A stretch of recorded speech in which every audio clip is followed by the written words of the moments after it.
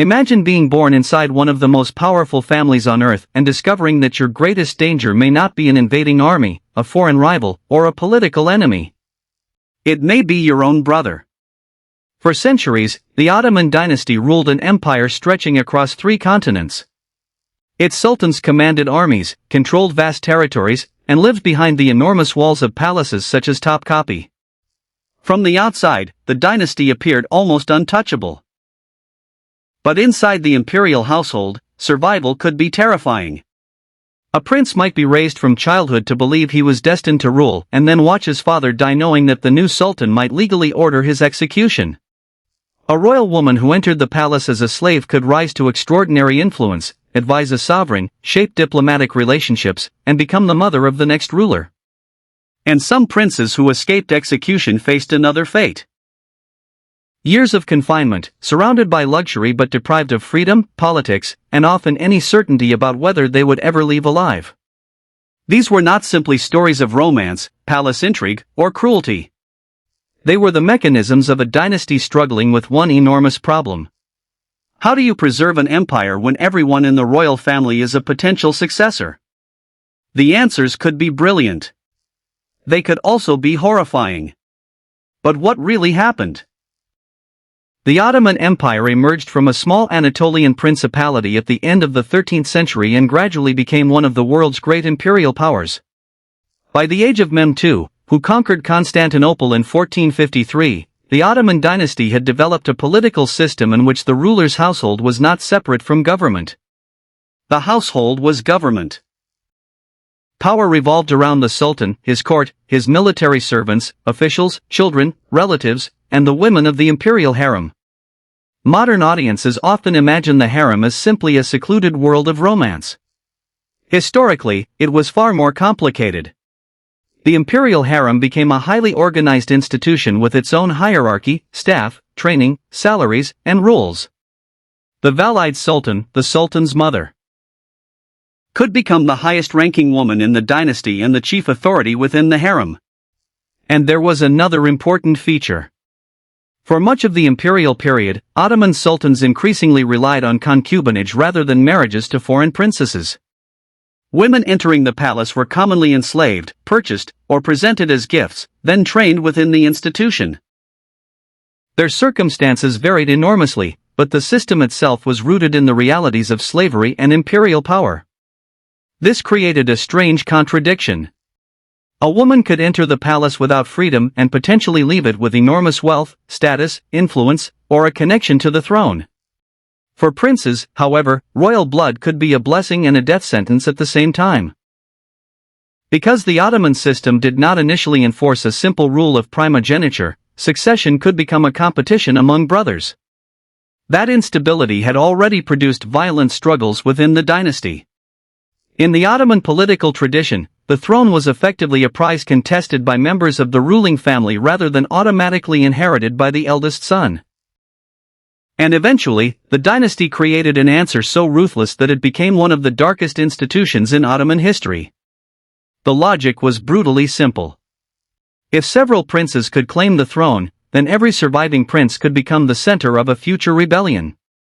One brother could gather supporters. Another could attract soldiers. A provincial governor could become a rival. And a succession dispute could become a civil war capable of tearing the empire apart. Ottoman legal tradition eventually gave this political reality a formal expression through the succession practices associated with Mehmed II. A rule later incorporated into the so-called Code of Mehmed allowed the execution of brothers in the interests of preserving public order and the state. Historians still debate the precise legal reasoning and its compatibility with Islamic law, but the principle of dynastic elimination became an established feature of Ottoman succession politics. The consequences were extraordinary. When Mehmed III became sultan in 1595, 19 of his brothers were executed. The scale of the event remains one of the most shocking episodes in Ottoman dynastic history. Imagine the palace that night. Not a battlefield. Not an invasion. The danger came from inside the family. The princes were young. Some had scarcely entered adulthood. Yet their existence could be treated as a potential threat to political order. It is important, however, not to imagine every Ottoman succession followed this exact pattern. The practice evolved, and political circumstances mattered enormously. Executions were not automatic in every reign, and Ottoman approaches to succession changed dramatically over time. But the psychological effect was profound. A prince could never simply be a prince. He was a possible future sultan. And that made him politically dangerous. That reality helps explain one of the most famous and controversial deaths in Ottoman history. In 1553, during the reign of Suleiman the Magnificent, the Sultan's son Said Mustafa was executed. Mustafa was widely admired, and his popularity among soldiers became an important part of the political problem surrounding him. Historians have long debated exactly why Suleiman chose to eliminate his son. The traditional narrative often emphasizes the influence of Harem Sultan and her political ally, Grand Vizier Rustam Pasha, who allegedly sought to protect the succession of Harem's sons. But modern scholarship warns against reducing the episode to a simple palace conspiracy. One major study examining Ottoman and foreign sources argues that Suleiman was also responding to a broader political danger. The possibility that his authority was being eclipsed by a powerful prince supported by influential factions. In that interpretation, Mustafa's execution was not simply about a jealous harem, it was about the survival of the Sultan's authority and the prevention of a succession struggle. And then came the twist. Suleiman removed Rustam Pasha from office after Mustafa's execution, reflecting the political backlash that followed. European observers also reacted strongly to the killing. The man who had ordered the execution had apparently created a political wound that could not simply be ignored. But that wasn't the whole story. The Ottoman royal household was not simply a world in which men fought for power and women watched from behind walls. Some women became political actors in their own right. Perhaps the most famous was Harem Sultan, known in Europe as Roxolana. Her story sounds almost too dramatic to be real. She entered the Ottoman world as an enslaved woman from the Ruthenian region. Yet she eventually became Suleiman's favored consort and, remarkably, his legal wife, an unusual development in Ottoman dynastic practice. The British Museum describes her as a woman forced into concubinage who later became the Sultan's wife and helped secure the succession of her son Selim II. Her rise transformed expectations inside the palace. She was no longer simply a secluded consort. She became part of the political architecture surrounding the sovereign. And here, historical evidence becomes especially interesting. Researchers have recovered correspondence and archival material revealing that elite palace women were not politically invisible. Royal women participated in patronage networks, maintained relationships with officials, influenced court politics, and managed enormous social and economic resources. The Ottoman household functioned through networks of loyalty and patronage, and women were part of those networks. This period is sometimes called the Sultanate of Women, referring broadly to the period from the 16th into the 17th century when women of the imperial household exercised unusually significant political influence. Historians emphasize, however, that these women did not simply rule like European queens. Their influence operated through the palace, family relationships, patronage, diplomacy, and their positions within the dynasty. And then came Kozum Sultan. Few women in Ottoman history reached her level of political importance. As mother of sultans and a central figure in palace politics, she became deeply involved in affairs of state. Sources describe her influence over appointments, administration, and relations with foreign envoys. Her power came not from holding the throne herself, but from controlling access to a dynasty whose survival depended on carefully balancing competing factions. The palace was becoming something even more complicated. The harem was not merely where the royal family lived. It had become one of the places where imperial power was negotiated. But history became even darker. The Ottomans gradually moved away from systematic fratricide. The alternative was confinement. Instead of killing every potential rival, princes could be kept inside the palace under surveillance. This system became associated with the term kafes, literally cage. Its purpose was brutally practical. A prince who could not command an army could not easily launch a rebellion.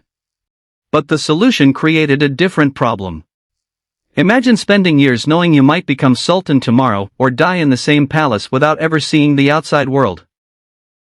Some princes spent long periods confined within the imperial household. The system protected the dynasty from open succession wars, but it also meant that future rulers could reach the throne with limited experience of governing beyond the palace environment. And the psychological consequences have fascinated historians. The old system produced princes trained for government and provincial administration. The confinement system could instead produce men raised in an atmosphere of isolation, uncertainty, and surveillance. This helps explain one of the strangest developments in Ottoman succession. A prince did not necessarily have to be the sultan's eldest son to become ruler.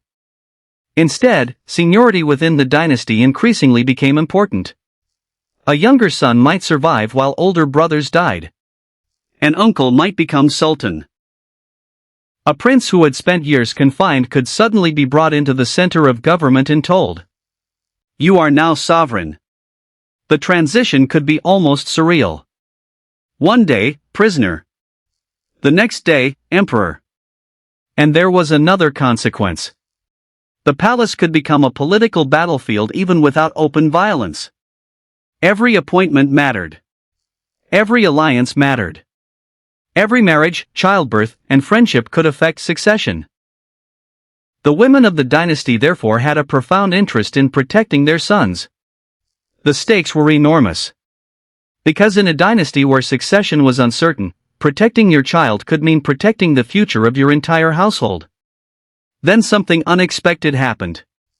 The same system that had helped prevent bloody succession wars also created new weaknesses. Earlier princes had often been sent to govern provinces, gaining practical experience before potentially becoming sultan. As succession practices changed and princes spent longer periods inside the palace, that experience became less universal. The empire had solved one problem by creating another. It had reduced one type of dynastic violence while increasing the isolation of future rulers. And the royal women who lived inside the palace became increasingly important in managing this complicated world. Recent scholarship has challenged the old image of palace women as powerless figures hidden from history. Archival correspondence, architectural patronage, gift exchanges, and financial records show elite women acting through networks that reached far beyond the harem itself. In the late 18th century, for example, royal women played active roles in patronage and reform during the reign of Selim III. So the secret of the Ottoman palace was not simply cruelty. It was structure. Every part of the household was connected to the survival of the dynasty. The prince was a potential rival. The mother was a potential political broker. The consort could become the mother of a future sovereign. The eunuch, official, grand vizier, servant, or military commander could become part of a faction. And the sultan himself lived with the knowledge that the greatest threat to his throne might emerge from his own family. This is why reducing Ottoman history to stories of decadent harems misses something essential. The palace was an institution designed to reproduce political power. Love existed there. So did ambition. Loyalty existed. So did betrayal. Luxury existed. So did slavery, confinement, and execution. And sometimes these realities existed in the same room. For centuries, the Ottoman dynasty survived revolts, foreign invasions, military disasters, economic crises, and internal struggles that would have destroyed many other royal houses. But survival came at a terrible price. Princes could be sacrificed to prevent civil war. Women could rise from enslavement into extraordinary positions of influence. Royal families could live inside magnificent palaces while fearing what the next succession would bring. The Ottomans built one of history's most durable imperial systems. Yet the closer you look at the dynasty, the clearer one uncomfortable truth becomes. The palace was never simply a home. It was a political machine. Every child had a place in the succession question. Every alliance could change the balance of power. Every sultan knew that his greatest rival might share his blood. And perhaps that is the darkest secret of all. The Ottoman royal family did not survive because it escaped the brutal logic of politics. It survived by making that logic part of family life itself. So when you look at the magnificent halls of Topkapi Palace today, remember that behind those walls were not only sultans and jewels, but frightened princes, ambitious mothers, enslaved women who climbed extraordinary heights, servants who guarded secrets, and generations of people who knew that the fate of an empire could be decided by what happened inside one family. History remembers the conquerors. It remembers the sultans. It remembers the palaces. But do we remember the people who paid the price for dynastic survival? What do you think? Was the Ottoman system of succession a brutal necessity that protected the empire, or an unforgivable cycle of violence disguised as political order? Because sometimes the darkest chapters of history are not hidden in the ruins of fallen empires. They are hidden inside the family that managed to survive.